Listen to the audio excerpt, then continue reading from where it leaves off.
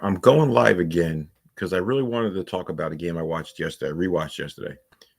And this game was insane. Green Bay at Chicago Bears. It was 1984. It was December 8th. Trying to make sure I remember everything. The Packers at that point in my life, I was 12 years old. And I obviously didn't see the game because living in New Jersey, you don't see the games. They didn't have no satellite back then and anything like that. But the Packers went into Chicago. McMahon was hurt. He was out for the year for the Bears. Their backup Fuller was hurt. He was out for the year. I'm not sure. No, I'm sorry. He wasn't out for the year. And then they had their third string quarterback who was not great that started. But the Packers were 7-8 going into the game. The Bears were 9-5. And the Packers had that year started off 1-7. So then they had won 5 of their last 6. And they were trying to finish 8-8. Forrest Gregg, our legendary tackle, took over for Bart Starr, who was fired in 1983, which really broke my heart because Bart Starr, I've talked about it before. I met him in 1982. He was an awesome Packer, 5-time champion, tried to be a great coach. I love the guy, so I'm saying he was a great coach, but they struggled in management, so they never got the players. They got some good players that I loved back in the day, but they couldn't win it all. Packers hadn't won the Super Bowl since 1967. So I'm kind of all around here because I want to try to get it all out. So the Packers played at Soldier Field, that terrible turf. And Green Bay, who I love Lynn Dickey, he was our starting quarterback at the time. If you gave Dickey time, he could light you up, but he couldn't move. He had so many injuries over his career. I met him too. I showed you a picture on my YouTube channel before. Great dude. I met him in 2007. Also met him in 1982. So Lynn Dickey was hurt, so he didn't start. They started Randy Wright, who was from the University of Wisconsin. Um, it was his rookie year. He got to start. And one thing about Randy Wright, and I watched this again yesterday, and as I was sitting here watching it, and I showed my wife this about the time of how different things were. He gets to start, and now remembering that this Bear defense would be maybe the greatest Bear defense of all time a year later, and not too long after because it was the 15th game. So they only had one more game that year. I think the Bears got to the second round that year, if I'm not mistaken. I'm not sure. I have to check on that, but I don't really care about the Bears. But the Bears were dominant. Forrest Gregg would be his only win against the Bears that day on December 8th, 1984. He coached in 84, he coached in 85, he coached in 86, and he quit in 86. Um, no, 87 also. He quit in 87, actually. So he coached 84, 85, 86, 87 was a strike year when they had the scabs come in. But he didn't he quit halfway through the year or at the end of the year. I just know he didn't coach in the 88 season. I have to check on that also. I don't want to get too deep into it. I like my stats here. So he had only beaten the Bears this day.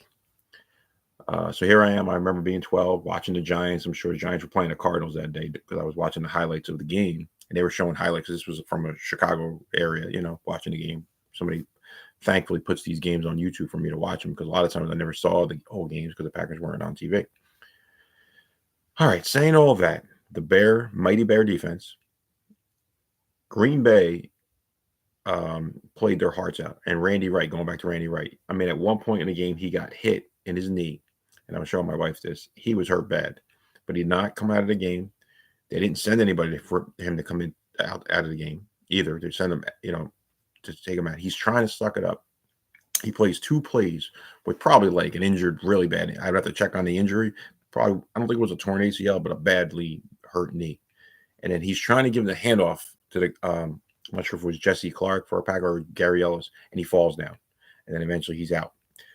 So Green Bay had drafted a high pick also at quarterback again because they were looking for the next heir apparent to Lynn Dickey because Lynn Dickey would only play one more year. He was our starter, like I said. He would only play in 85 again. He would be banged up in that year also, and he would retire.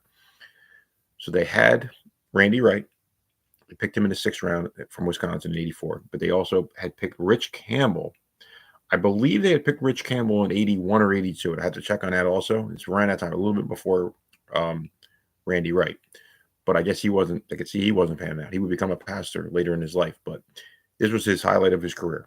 But anyway, the Bears were vicious. The game was violent. I mean, there were so many injuries in the game.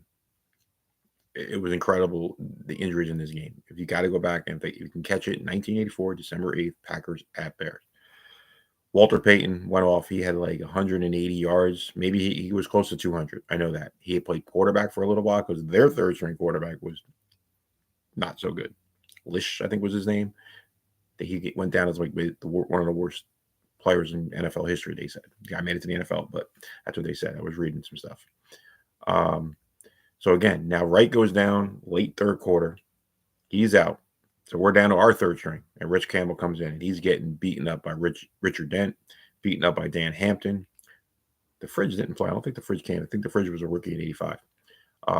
Steve McMichael. I mean, violent, vicious, aggressive game. Gary Fensick. I mean, the hits in this game, when I watched these games back in the 80s, I'm like, that's got to be a flag. That's got to be a flag because how things have changed now. Speaking of 2024 and 2023 and before. I mean, these were some violent late hits on both sides. I was saying Green Bay also.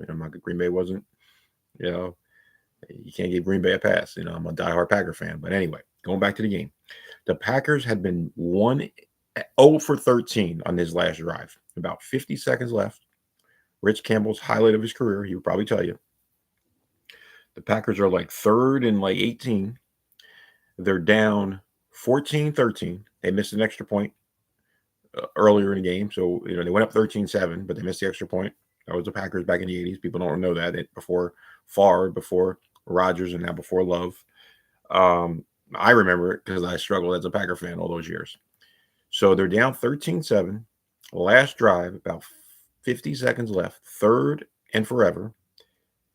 And Green Bay had a speedy wide receiver named Philip Epps. I mean, they used to have fastest man clubs back then, like Willie Gault was fast. He was playing for the Bears at that time. They used to have these things on ABC that you could watch the fastest man in the NFL. It was fun stuff. Ron Brown played for the Rams. I remember Ronaldo Nehemiah. These were like Olympic sprinters.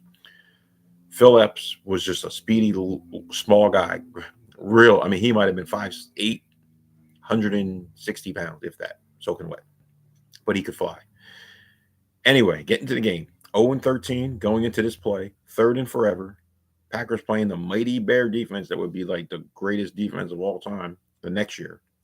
Didn't have a quarterback either. They're down to their third string. We're down to our third string. And Campbell just gets this ball fired deep up the left sideline. Epps stops, kind of comes back for the ball, breaks the tackle, and gets into the end zone. Packers make that extra point. They go up 20-14. The Bears still would get back down to our 30 or 35. They would throw a Hail Mary out of the end zone when time expired. I know I bored you. It's about 8 minutes I've been talking, but this game was a classic as a Packer fan. And what would become like the Bears the next year, they would win the Super Bowl. So the Packers beat a really good team without their quarterback, and Green Bay didn't have their starting quarterback. But just showed the rivalry if people watched the Bear-Packer games. But then the toughness of the players back then. I'm not trying to knock the players now because, it's a violent game, vicious game. They're bigger, they're faster, stronger. But this man, Randy Wright, who never really, gave it everything he had as a Packer quarterback. He played 84, 85, 86, 87, 88. 5 years, I think. That was it. But I was really impressed again. I mean, I loved Randy Wright. I love anybody that plays for the Packers. I root for him. I bleed green and gold. But just going back and watching his game, and I've watched it many times through the years when people have put it on YouTube. But the Packers would beat the Bears that day.